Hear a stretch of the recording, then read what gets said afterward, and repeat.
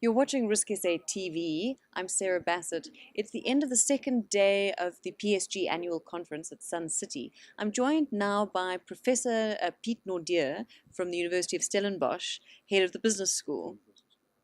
Thank you very much for joining us. Piet, the mood in South Africa at the moment is very somber. We've been discussing today some of the very deep concerns and real concerns about where the country is at. There's a question of sort of, are we at a crossroads? What is your sense around that? No, there are many concerns, but I think what has happened is that our minds have been colored too much by the immediacy of the events. If you look deeper and you do a bit of long term, there's a huge potential still in this nation. And I'd like to call on leaders not to be blinded by short-term events, but understand the underlying factors that keep this nation together and will keep us together going forward, and not be misled by the negativity in the air at the moment. Because what happens is we talk ourselves negative. We then start to select what we see in South Africa and only pick out those things that reinforce what we actually assume must be the case. And a month, 6 months later, you're negative, you're depressed, you try and get your old passport out of the cupboard. I think it's unnecessary to do it that way. I think there's still a lot going for us, and we just need to see that even some of the negative events, if you interpret them rightly, you actually see in them an advancement. So, given the realities of political issues, problems with state-owned enterprise, social issues, labor issues, etc., we've also been talking today about the state of the markets extremely high and the fact that we're probably going towards a volatile time. Where do you feel that organizations look for opportunities within this, and how do they reach the long-term success? For me, it's more, I'm not a market person to say you should go into bottled water or you should go into Zimbabwe, because my point is it's the mindset that I'm worried about. So I think if you look at education, I mean, I've just looked at those figures. Children between 7 and 15, 98.8% of them, that's close on 100%, are in schools. Some of them deliver world-class education, and some we know very, very bad. There's a huge opportunity for us to say, we know that education changes a nation. So we've got children, almost an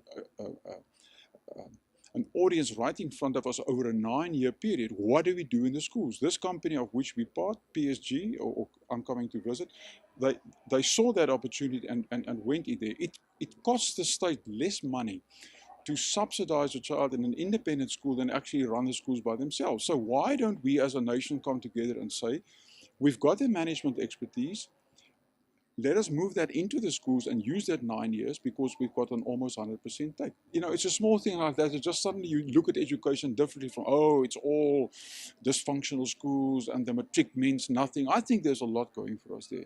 If you look at the economic situation, I mean, after 2008, our banking system came out of that with flying colors. Our governance is top in the world. Our listing requirements and transparency, the FICA requirements, we're really seen by the world as a very, very sharp and stable financial system.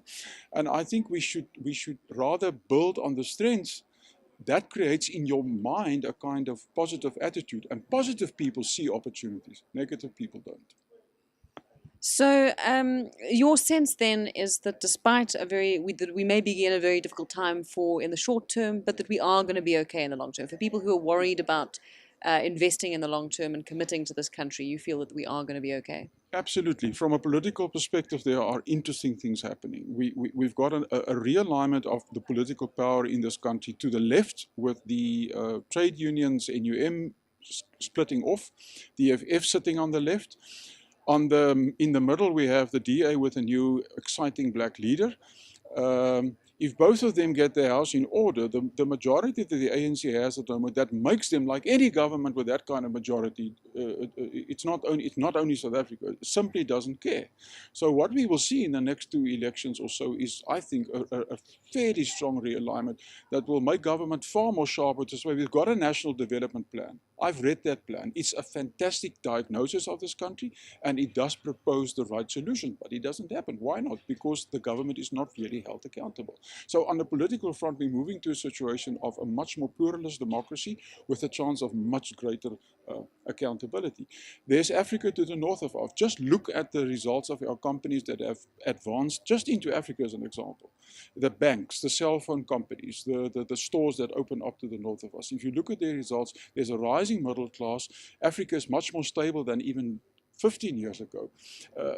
The BRICS situation I've not even spoken about. So, for me, medium to long term, I cannot even think of a better place. I can even go further and say, look at the astronomy in this nation. I mean, we're running a world-class astronomy research network in the North Cape because of our geography, and we are training just over 600 people with masters and PhD in science to run that. They are our own people. We are on the edge of astronomical knowledge in the world, and we never speak about that. Those are the opportunities, and there are many more that I can't speak about now.